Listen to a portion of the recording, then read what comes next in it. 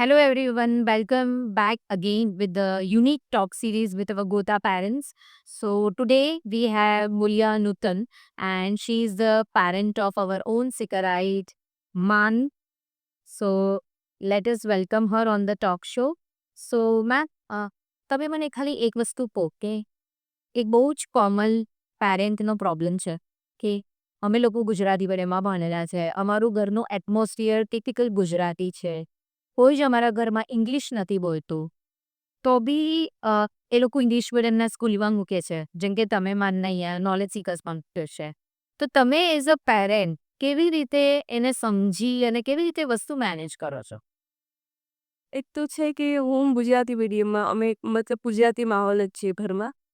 પણ અમને એવું લાગે છે કે હું નથી ભણેલી પણ મારો સન ફ્યુચરમાં આગળ વધે, ઇંગ્લિશ બોલે તો એટલે અમે એને આગળ વધારીએ છીએ ને ઇંગ્લિશમાં ફોકસ આપીએ છીએ. મને નથી આવડતું પણ હું એ બોલે સમજી શકું છું. હું એને બધું એ બોલે ને બધું સમજી શકું છું, લખાવી શકું છું, પ પઢાઈ કરાવી શકું છું મતલબ. તો એનું ફ્યુચરમાં આગળ વધે અમે એવું એના પરથી પેલું કરીએ છીએ એટલે ઇંગ્લિશ ઉપર ભાર આપીએ છીએ ને ઇંગ્લિશ મીડિયમમાં મૂક્યો છે.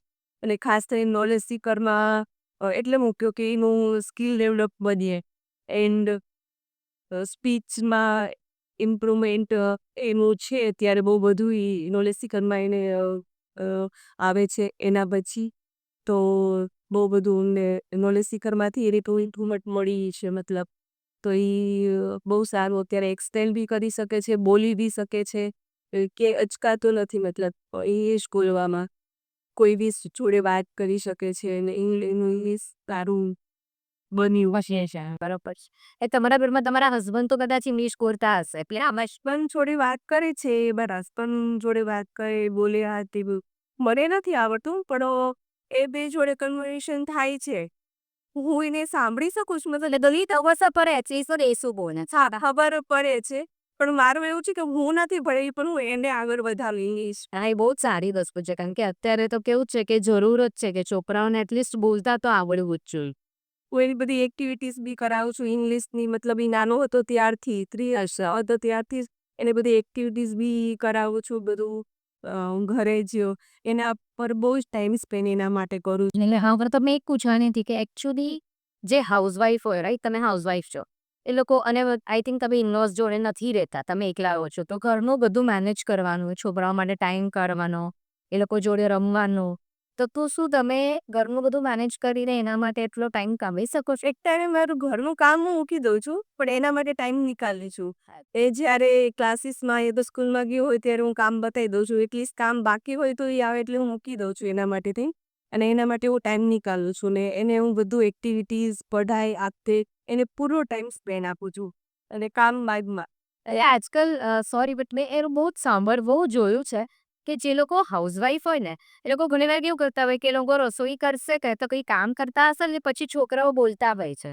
પણ એ લોકો બધું છોડીને છોકરાઓ જોડે શાંતિથી બેસીને વાત નથી કરતા. તો શું તમે વાત શાંતિથી પર સૌથી કરું છું મારું રસોઈ બી એક સાઈડ મૂકી દઉં છું બધું કામ બી શીખું છું. પહેલાં હું અહીં એને પ્રાયોરિટી પહેલાં આપું છું મતલબ એને બધી જ એક્ટિવિટીમાં પઢાઈમાં કે બધી બધામાં એમાં. આઈ થિંક એ શીખી દે.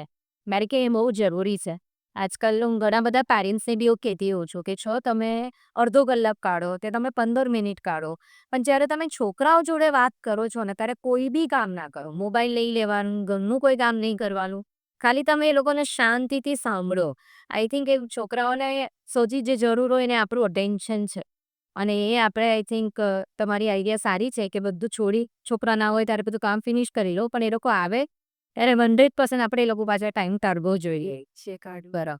અને આ બધી વસ્તુમાં શું તમે તમારા શોખ પૂરા કરી આપો છો? આ સબ બી પૂરા કરી શકું છું આરામથી મતલબ. શું કરો છો તમે? તમારા પોતાના પર્સનલ તમારા માટે શું કરો છો?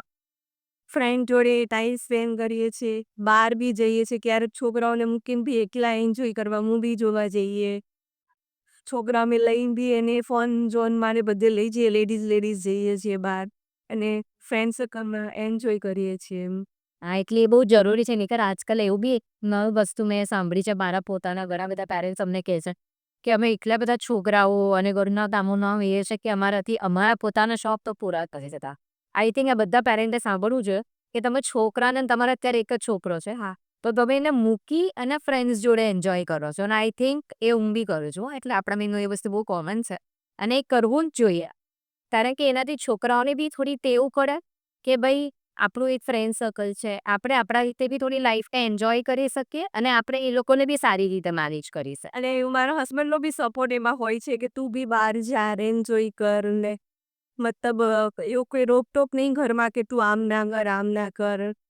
ફુલ્લી ફ્રી એન્જોય તું બી કર ને એને બી કરાવ. એને તો એવું છે તું ઘરમાં કેમ બેસી રહે છે, એન્જોય કર, બહાર જા. આઈ થિંક તમે લકી છો તમારા માણસ. ના, એ બહુ જ સારું કહેવાય. કારણ કે એ બધી વસ્તુથી કેવું થાય કે જો આપણે ખુશ રહીએ ને તો ઘરનું એટમોસ્ફિયર ખુશ રાખે. અને આજકાલ જે આપણે બધા છોકરાઓનું જે જોઈ રહ્યા છે કે એ લોકો જે સ્ટ્રેસ ફીલ કરે છે નાની ઉંમરે, કે એ લોકોને જે કોઈ બી વસ્તુ હોય એ લોકો પેરેન્ટ્સ જોડે જલ્દી શેર નથી કરતા. કદાચ એટલે જ કે આપણા ઘરનું વાતાવરણ એટલું બધું ટેનિસ હોય છે ને કે છોકરાઓ એ બધું જોવે અને પછી ને એ લોકો આપણી જોડે ગભરાઈને વાત કરે. પણ આઈ થિંક તમારા ઘરનું જે ટાઈપનું એટમોસ્ફિયર છે તમારી જોડે બધું જ શેર કરતો. હા, બધું શેર કરે છે. ક્યારેય અચકાતો નથી કે મમ્માને કે પપ્પાને હું આ ના કહું. કોઈ બી વસ્તુ સ્કૂલમાં, બહાર ગમે ત્યાં થઈ હોય, આવી પહેલા મમ્મા પપ્પાને કહે.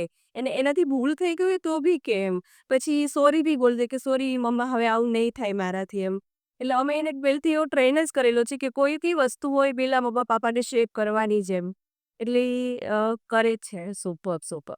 હવે તમે એન્ડમાં બધા જેટલા બી તમારી જેમ હાઉસવાઈફ છે, જે લોકો ઇનલોઝ જોડે નથી રહેતા, જે લોકો એકલા બધું ઘરનું મેનેજ કરે, છોકરાઓનું મેનેજ કરે, તમે એમને કશું કહેવા માંગો છો? હું એને એટલું જ કહીશ કે પહેલી પ્રાયોરિટી આપણા છોકરાઓ પર આપણે આપવી જોઈએ. કામ તો થવાનું છે અને થતું જ રહેવાનું છે. પણ જો છોકરાઓને આપણે એની એજમાં આપણે ટાઈમ નહીં આપીએ તો પછી ટાઈમ જતો રહેશે. પછી આપણને જ અફસોસ થશે કે સારો ટાઈમ નીકળી ગયો અને પછી ટાઈમ પાછો નહીં જ મળે. એટલે બસ એટલું જ કહેવા માંગુ છું કે એમના છોકરાઓને પહેલી પ્રાયોરિટી આપો. So thanks a lot, parents. I hope you all know now that even though you are from a Gujarati family, it doesn't make any difference. જો આપણે આપણા છોકરાઓને ઇંગ્લિશ શીખવાડવું હોય કે આપણે આપણા છોકરાઓને લાઈફમાં આગળ વધારવા હોય ને તો ખાલી ઘરનું એટમોસ્ફિયર બહુ જ મેટર કરે છે. And I think this is the best example of it. So thanks a lot, thank you.